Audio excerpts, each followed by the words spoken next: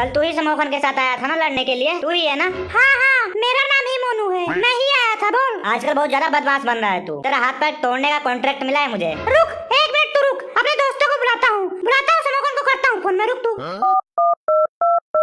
सावधान, अगर आपको अनजाने नंबरों से पुलिस, सीबीआई, कस्टम या जज के वीडियो कॉल आते हैं तो डरे नहीं, ये साइबर अपराधी हो सकते हैं। इनकी रिपोर्ट राष्ट्रीय cyber helpline number 1930। Oh no यार, ये क्या बोल रहा है, फिर से मिलाता हूँ।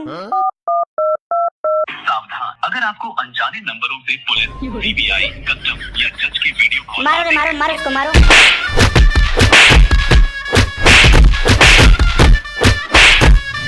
समोखन यार, मोनू को फोन कर दे यार, बोल दे बाहर से पेन ले आए, आज हमारा हिंदी का टेस्ट है यार। सही बोला यार, मैं भी पेन नहीं लेकर आया हूँ। करता हूँ मोनू को कॉल, करता हूँ मैं। जल्दी कर यार, नहीं तो अभी वो स्कूल पहुँच जाएगा। सावधान, अगर आपको अनजाने नंबरों से पुलिस, सीबीआई, कस्टम या जज के वीडियो कॉल आते हैं तो क्या यार, ये क्या आ रहा है? दोबारा मिलाता हूँ। सावधान, अगर आपको अनजाने नंबरों से पुलिस, सीबीआई, कस्टम या रहने जज दो के समोखन, वीडियो कॉल कॉल ना कर। आते आ हैं गया मोनू, देख आ गया। अरे क्या हुआ मोनू, क्या हुआ? तेरे को लगता है बहुत बुरा किसी ने मारा है। ये कुत्तों की तरह कौन मारा है तुझे यार? कहाँ मार खा के आ रहा है? थोड़ा सा तो पिटा हूँ, इतने से क्या होता है, क्या फर्क पड़ता है इतने से। तेरे बारे में वो लोग पूछ रहे थे, अपने दोस्त के लिए पिट भी नहीं सकता हूँ मैं क्या? इतना मारे हैं वो लोग मेरे को ना, लेकिन तेरे बारे में कुछ नहीं बताया हूँ।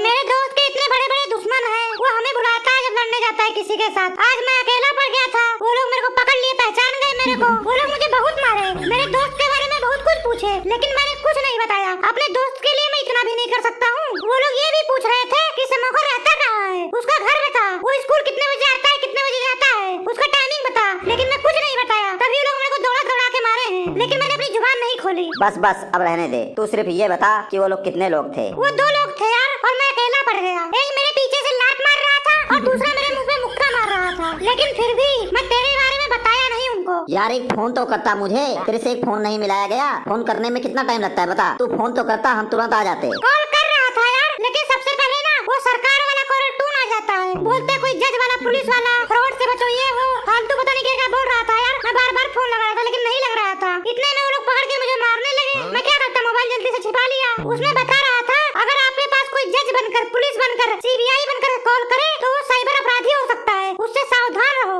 जरा सोचो, सरकार कितनी खुशी से ये बात बता रही है। पहले बाकी सब फ्रॉड होते थे, तब सरकार कुछ नहीं बताती थी। बात जब सरकार पर आ गई है, चोर सरकारी कर्मचारी बनकर चोरी करते हैं, फ्रॉड करते हैं, लोगों को लूटते हैं, तो सरकार को बड़ी टेंशन हो रही है। आजकल तो चोर लोग ऐसी बातें करते होंगे, तू जेब काटेगा तो बोलते होंगे नहीं, चैन छीनेगा नहीं, ब्लेड मारेगा नहीं। चोर बोलेगा ना, आज मैं जज बनूंगा, आज मैं एसएचओ बनूंगा, आज मैं पुलिस बनूंगा, आज मैं आईपीएस बनूंगा। लेवल देख रहे हो? चोर लोगों का लेवल देख रहे हो? चोरों ने अपने आप को काफी अपग्रेड कर लिया है। वो लोग भी ऑफलाइन से ऑनलाइन में आ गए हैं, चोरी करने के नए से नए तरीके खोज लिए हैं। इतना एडवांस हो गए हैं चोर लोग। हमारी पुलिस तो बस माइक लेकर कॉलर टून बना रही है। आज मेरे साथ जो हादसा हुआ है ना, उसको देखकर मुझे शक हो रहा है कि सफली खान के साथ भी ऐसा ही हुआ होगा। जब चोर उसके ऊपर हमला कर रहा था तो उसने कॉल लगाया होगा, और कॉल पर जज, पुलिस, एसएचओ वाला कॉलर टून बज रहा होगा। तब तक उसको चक्कू को मार के चला गया वो। यही हुआ होगा, पक्का बोल रहा हूँ मैं। जरूरत पे फोन नहीं लगता है जल्दी से। सीट पर बैठ जा, सीट पर। सर आ गए सर। सुप्रभातम सर जी।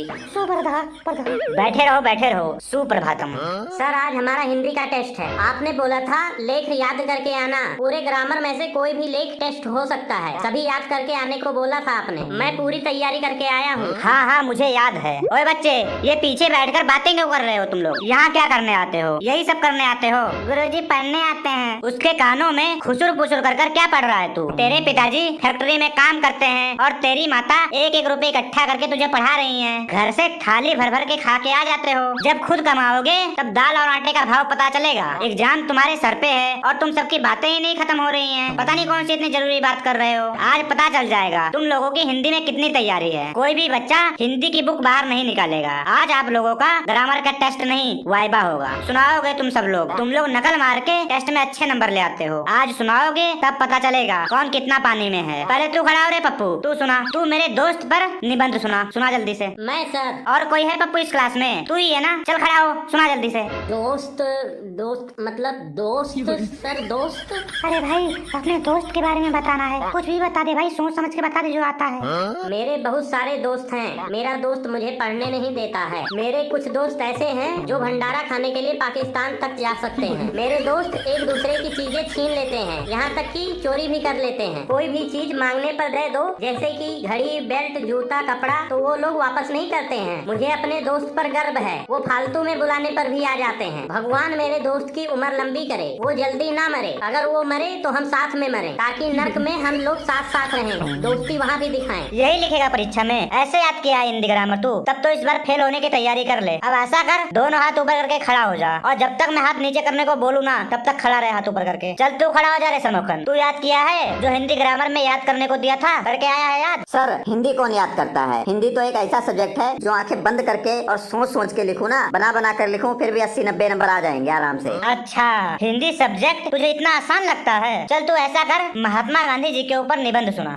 गांधी जी पर? अभी सुन लो, अभी सुनो। गांधी जी बहुत ही अच्छे आदमी थे। गांधी जी धोती और चश्मा पहनते थे। आज भी गांधी जी हमारे पास रहते हैं। सबसे बड़े गांधी जी 2000 वाले थे, अब वो बंद हो चुके हैं। 500 वाले गांधी जी खुला करवाते ही गायब हो जाते हैं। दोस्त यार गांधी जी उधार मांग कर ले जाते हैं, पर वापस करने में गांधी जी के डंडे का उपयोग करना पड़ता है। जिनके पास ज्यादा गांधी जी होते हैं, समाज और रिश्तेदारी में उनकी ज्यादा इज्जत होती है। जिनके पास गांधी जी नहीं होते हैं, उनको कोई नहीं पूछता है। गांधी जी के ना होने पर सब रिश्ते अपनी औकात दिखा देते हैं। मेरे जीवन में गांधी जी की इतनी ज्यादा कमी है कि वो सिर्फ मंत्री बनकर ही पूरा हो सकता है। समोखन यार 10 लाइन हो गया यार। निबंध केवल 10 ही नंबर सुनाते हैं और लिखते हैं, केवल 10 ही नंबर का तो आता है। बहुत बुरा हाल है तुम लोगों का रे। तुम लोग तो परीक्षा में बैठने के लायक भी नहीं हो। समोखन तू भी अपने दोनों हाथ ऊपर करके खड़ा हो जा। चल मोनू तू खड़ा हो, तू सुना, अब तेरी बारी है। जी सर जी, बताइए कौन सा निबंध सुनाना है? मैं भी कभी हिंदी में फेल नहीं हुआ हूँ। तू भी महात्मा गांधी जी के ऊपर निबंध सुना। इसकी सारी लाइनें गलत हैं। टेंशन मत लीजिए सर, मैं इसकी एक भी लाइन कॉपी नहीं करूँगा। मैं अपना खुद से सुनाऊंगा जितना मुझे आता है।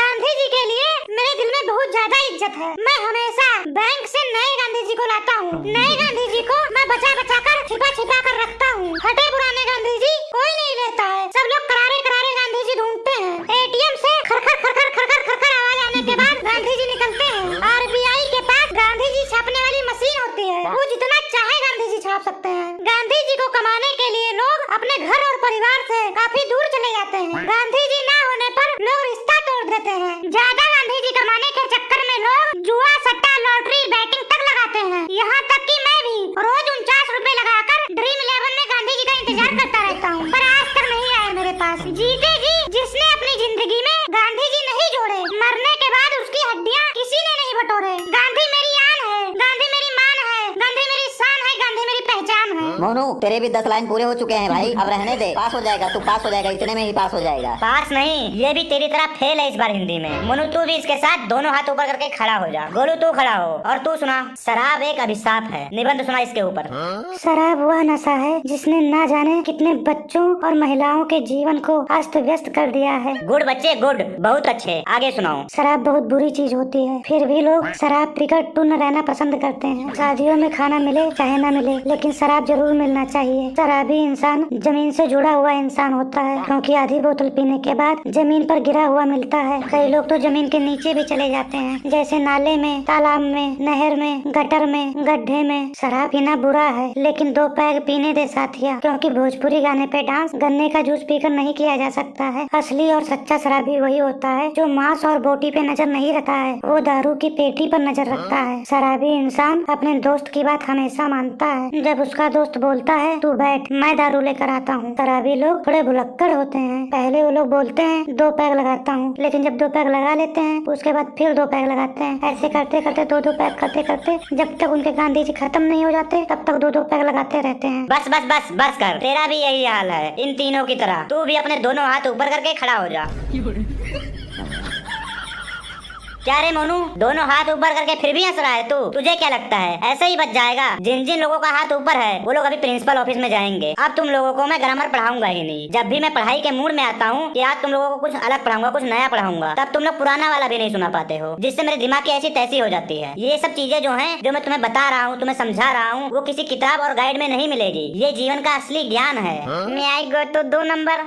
देखो इसे देखो, ऐसे ऐसे बच्चे यहाँ पर बैठे हैं जो यहाँ पे कुछ पढ़ने समझने नहीं आते हैं। वो यहाँ सिर्फ हगने मूतने आते हैं। यहाँ आते हैं, फिर बोलते हैं 1 नंबर जाए, 2 नंबर जाए, उसके बाद घर चले जाते हैं। सर जी मैं पढ़ता हूँ, मन लगा कर पढ़ता हूँ, रोज अपना होमवर्क भी करके लेके आता हूँ। तेरे से भी सुन लेता हूँ, टेंशन क्यों ले रहा है तू? चल बेटे तू सुना दिल्ली मेट्रो का सफर, निबंध सुना उस पर, दिल्ली मेट्रो पर सुना। मेट्रो का सफर, दिल्ली मेट्रो का सफर बहुत ही सुहाना होता है। आग का दरिया है और डूब के जाना है। वैसे तो दिल्ली मेट्रो में बहुत भीड़ होती है, पर कपल कोई ना कोई कोना ढूंढ लेते हैं। मेट्रो में शराब पीना मना है, इसलिए कई लोग पहले से ही पी के चढ़ते हैं। गुटखा और तम्बाकू भी साथ में ले जाना मना है, इसीलिए लोग अपने मुंह के अंदर डाल के घूमते रहते हैं इधर उधर मेट्रो में। मेट्रो के सीट के लिए लोग ऐसे लड़ते हैं जैसे कोई लोकसभा या विधानसभा की सीट हो। आजकल मेट्रो में लड़कियां बहुत ज्यादा रील बनाती हुई देखी जाती हैं। बस बस बस कर, पता चल रहा है कितना पढ़ने और याद करने वाला बच्चा है तू।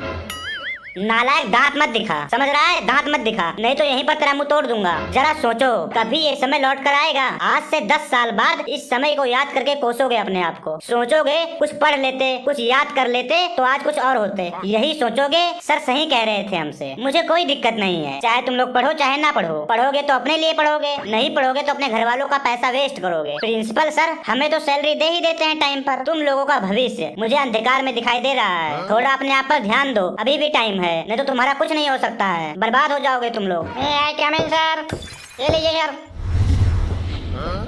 नोटिस आया है, लगता है कि 1-2 दिन की छुट्टी होने वाली है। बच्चों आप लोगों की परीक्षा शुरू होने वाली है। आपके क्लास की डेट शीट आ चुकी है, मैं ब्लैक बोर्ड पे लिख देता हूँ, तुम लोग आराम से बैठकर कॉपी में नोट कर लो। किसी बच्चे की आवाज नहीं आनी चाहिए, सभी लोग बैठकर अपनी डायरी में नोट करें।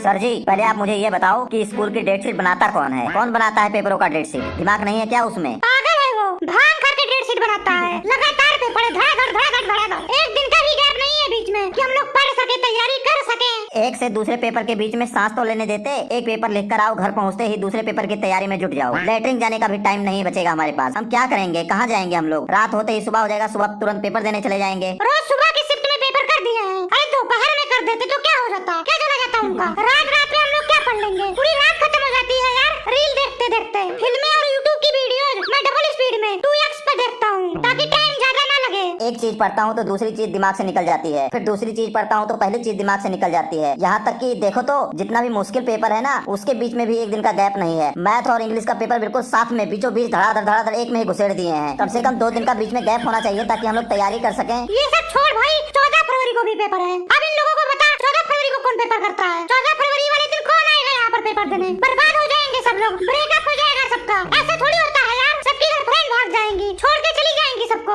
ये दोनों पागल हो गए हैं डेट शीट देख के। चल मोनू तू मेरे साथ चल, चल अभी प्रिंसिपल ऑफिस में चलते हैं। ये 14 फरवरी वाला तो पेपर हम लोग कैंसिल करवा करेंगे, इसको आगे पीछे करवाओ यार। 14 फरवरी को हमें टाइम नहीं मिलेगा, 14 फरवरी बहुत इंपॉर्टेंट डेट है। हाँ चल यार चल, हमें हाथ जोड़ रहा हूँ यार, ये 14 फरवरी वाला किसी तरह कैंसिल करवा यार। चल गोलू तू भी चल, राजू तू भी चल, चलते हैं सब लोग।